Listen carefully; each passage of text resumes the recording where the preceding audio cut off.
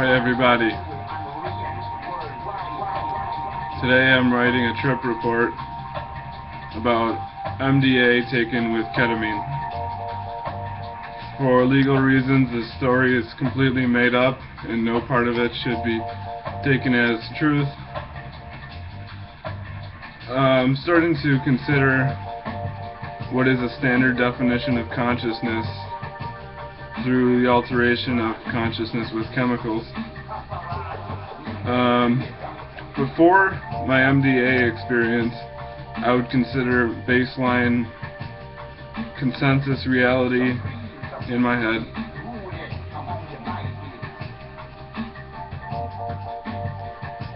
to be 2CI. I find it's a very flowy, wiggly chemical that I could maneuver around. But since I've taken MDA roughly 2 years ago,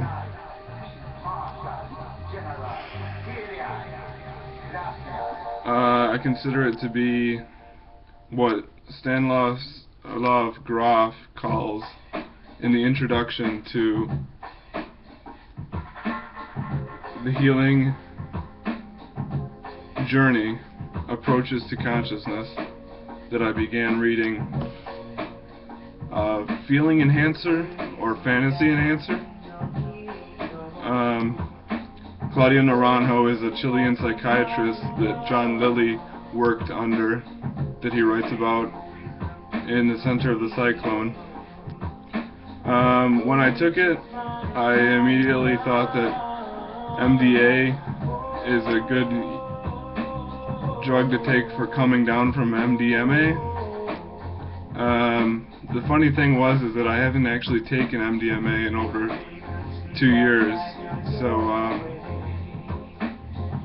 I think that it's correct when he calls it a fantasy enhancer. It started off when I bought the MDA with ketamine. I did a line of ketamine and went to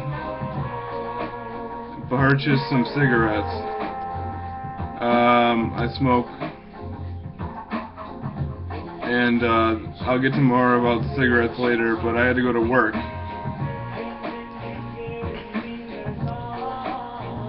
And it was a good way to judge the effects of the MDA because my work consisted primarily of taking garbage and putting it in dumpsters, working at a pace that suits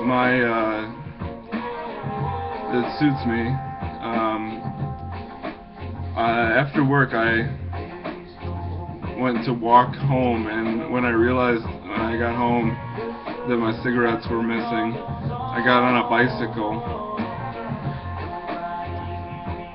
and proceeded to try and find my cigarettes, and I retraced my path home from work about 2 or 3 times, and it was drizzling outside, rain. I know there's a better way to take substances, especially these ones. Through experimentation, I can come to find that maybe perhaps buying a bouquet of flowers and giving them to a stranger would be the best way to experience MDA. Just one more thing, evidence of how stupid you can behave on substances.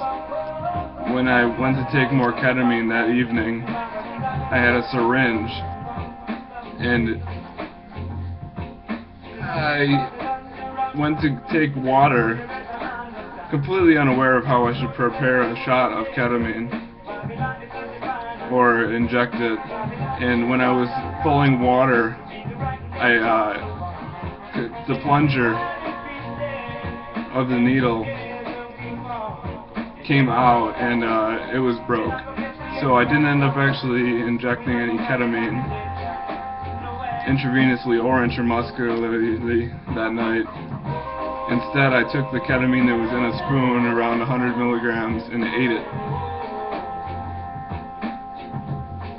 which I got the idea from. Just another stupid idea of mine.